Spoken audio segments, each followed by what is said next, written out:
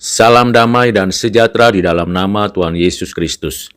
Saya kembali melanjutkan pembahasan kita dari buku Institutes of the Christian Religion, karya Johannes Calvin. Pada buku yang kedua, bab yang keempat, yang berjudul The Operation of God in the Hearts of Men. Bagaimana Allah bekerja di dalam hati manusia.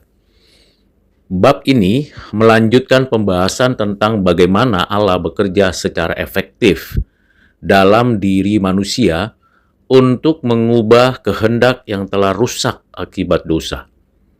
Calvin menegaskan bahwa pekerjaan anugerah bukan hanya pengaruh moral yang lembut, melainkan karya ilahi yang nyata dan efektif yang membangkitkan kehidupan rohani.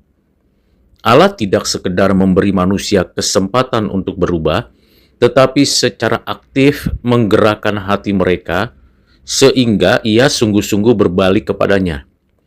Dalam hal ini, anugerah bukan hanya bantuan eksternal, melainkan kekuatan transformasi batinia. Calvin menolak gagasan bahwa Allah hanya bekerja dari luar dengan menasehati atau membimbing manusia menuju kebaikan. Menurutnya, Allah bekerja dari dalam, melalui karya Roh Kudus yang memperbaharui kehendak, menundukkan keinginan jahat, dan menanamkan kasih kepada kebenaran. Manusia tidak digerakkan secara mekanis, tetapi diubah sedemikian rupa sehingga ia dapat rela dan sukacita menaati Allah. Inilah bentuk kerja anugerah yang bersifat efektif, gratia efficax, yaitu kasih karunia yang tidak gagal mencapai tujuannya. Saudara yang kekasih dalam Kristus, Calvin memberi penjelasan demikian, bahwa karya Allah dalam hati manusia tidak meniadakan kehendak bebas, tetapi memulihkannya. Sebelum anugerah bekerja, manusia hanya bebas dalam arti terikat pada dosa, karena kehendaknya dikuasai oleh natur yang rusak. Namun ketika Roh Kudus memperbaharui hati, manusia menjadi benar-benar bebas untuk memilih yang baik, sebab kehendaknya kini diarahkan oleh kasih Allah.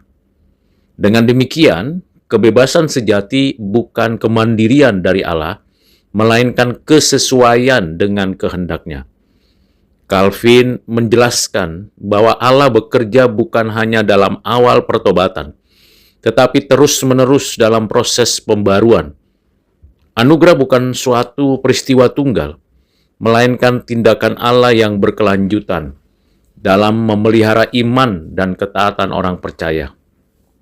Tanpa karya Allah yang konstan, manusia akan kembali jatuh dalam kelemahan dan dosa. Anugerah bukan hanya pintu masuk keselamatan, tetapi nafas kehidupan rohani sepanjang perjalanan iman. Selanjutnya, Calvin juga menguraikan bagaimana Roh Kudus memimpin manusia melalui dua aspek, penerangan akal dan pembaharuan kehendak. Dalam penerangan, Roh Kudus membuka mata hati manusia agar memahami kebenaran Injil. Dalam pembaharuan kehendak, Roh Kudus membentuk keinginan manusia agar selaras dengan kehendak Allah. Tanpa keduanya, iman tidak mungkin muncul. Roh Kudus tidak hanya memberikan pengetahuan tentang kebenaran, tetapi juga menciptakan kasih kepada kebenaran itu sendiri. Dalam menghadapi keberatan bahwa jika Allah bekerja dalam hati manusia, maka manusia tidak memiliki tanggung jawab. Saudara yang kekasih dalam Kristus, Calvin menjelaskan keseimbangan antara anugerah dan ketaatan. Allah memang bekerja secara efektif, tetapi manusia juga sungguh-sungguh bertindak. Allah tidak memaksa manusia bertobat dengan kekerasan, melainkan mengubah hatinya sehingga ia dengan sukarela melakukan kehendak Allah. Karena itu anugerah dan kehendak tidak bertentangan, tetapi bersinergi dalam tatanan yang benar, di mana Allah adalah penyebab utama dan manusia sebagai instrumen yang diperbaharui.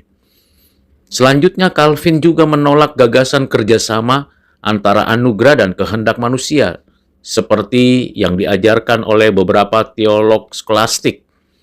Menurut mereka, Allah dan manusia masing-masing menyumbangkan sebagian usaha menuju keselamatan. Calvin menegaskan bahwa manusia yang telah mati dalam dosa tidak mungkin memberikan sumbangan apapun sebelum dihidupkan kembali oleh Roh Kudus. Barulah setelah anugerah bekerja, manusia dapat merespons dan hidup dalam iman. Karena itu keselamatan sepenuhnya adalah karya Allah, dan setiap ketaatan manusia adalah buah dari karya itu. Karya Allah dalam hati manusia juga mencakup kemampuan untuk bertahan dalam iman. Calvin menekankan ketekunan orang percaya bukan hasil kekuatan diri, tetapi hasil pemeliharaan ilahi. Allah bukan hanya memulai iman, tetapi juga menjaga agar iman itu tidak padam. Tanpa karya pemeliharaan Allah, manusia akan kembali jatuh dan tersesat.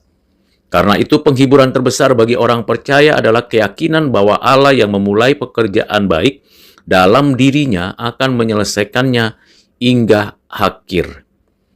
Saudara yang kekasih dalam Kristus, Calvin mengutip beberapa contoh dari Alkitab untuk menunjukkan bahwa semua kebaikan dalam diri manusia berasal dari Allah.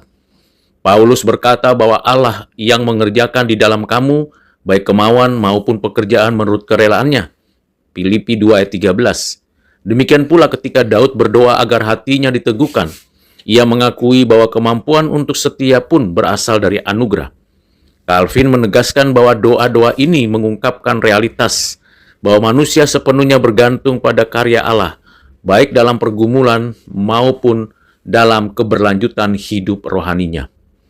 Selanjutnya, Calvin memperingatkan agar doktrin ini tidak disalahgunakan untuk membenarkan kemalasan rohani. Fakta bahwa Allah bekerja tidak berarti manusia boleh pasif. Sebaliknya, karena Allah bekerja di dalam dirinya, orang percaya harus lebih giat dan bersemangat dalam ketaatan. Anugerah ilahi justru menjadi dasar bagi tanggung jawab aktif manusia. Dengan demikian, saudara, kehidupan Kristen adalah sinergi antara kuasa Allah yang memampukan dan tanggapan manusia yang taat. Doktrin atau ajaran ini menumbuhkan rasa kagum dan penyembahan yang mendalam kepada Allah. Ketika orang percaya menyadari bahwa seluruh kebaikan, iman, dan ketekunan adalah hasil karya Allah, ia tidak dapat lagi memegahkan diri. Semua kemuliaan kembali kepada Allah, sebab hanya Dialah yang layak dipuji atas transformasi hidup manusia. Pekerjaan Roh Kudus bukan sekedar memperbaiki perilaku, tetapi menciptakan manusia baru yang hidup dalam kasih dan ketaatan. Akhirnya, saudara, Calvin menutup bab yang keempat ini dengan menegaskan bahwa karya Allah dalam hati manusia adalah misteri yang penuh kasih dan kuasa. Allah bekerja dengan cara yang tidak selalu dapat dijelaskan, tetapi nyata dalam hasilnya. Hati yang dahulu keras kini menjadi lembut, kehendak yang dahulu memberontak kini tunduk dengan sukacita. Inilah bukti paling nyata dari anugerah yang berdaulat, bahwa manusia yang dahulu mati dalam dosa, kini hidup untuk memuliakan Allah. Selanjutnya, saudara, saya ingin memberikan ulasan bagaimana implikasi teologisnya dari ajaran ini bagi kehidupan kita masa kini, yang penting dan yang berguna. Pertama, doktrin atau ajaran ini menegaskan bahwa transformasi rohani sejati tidak dapat dicapai melalui pendidikan, moralitas, atau kehendak manusia, melainkan hanya melalui karya Roh Kudus. Gereja masa kini, kita orang-orang Kristen, harus menolak teologi yang menekankan kemampuan manusia untuk memperbaiki dirinya, dan kembali menegaskan ketergantungan total pada Allah yang beranugerah yang mengubah hati kita. Yang kedua, pemahaman ini memperbaharui kehidupan doa dan spiritualitas kita sebagai umat Allah. Kita menyadari bahwa hanya Allah yang dapat mengubah hati.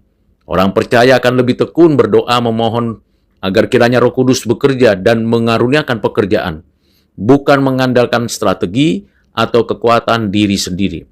Spiritualitas yang lahir dari kesadaran ini bersifat rendah hati, berakar pada kasih karunia, dan menghasilkan ketaatan yang tulus. Ketiga, Doktrin atau ajaran ini memberikan arah praktis bagi pelayanan gereja. Dalam dunia yang mengagungkan kebebasan dan otonomi, gereja dipanggil untuk menyaksikan bahwa kebebasan sejati hanya ditemukan dalam tunduk kepada Allah.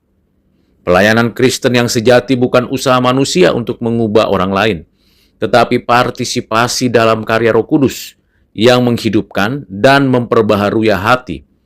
Dengan demikian, teologi Calvin tentang karya Allah di dalam hati manusia tetap relevan, meneguhkan iman, membentuk spiritualitas yang rendah hati, dan memuliakan kasih karunia Allah yang berdaulat.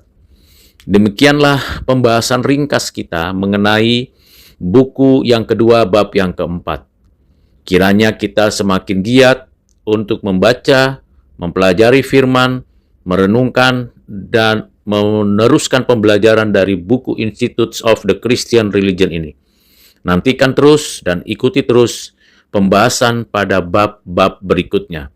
Kiranya Tuhan Yesus menolong dan menyertai kita. Amin.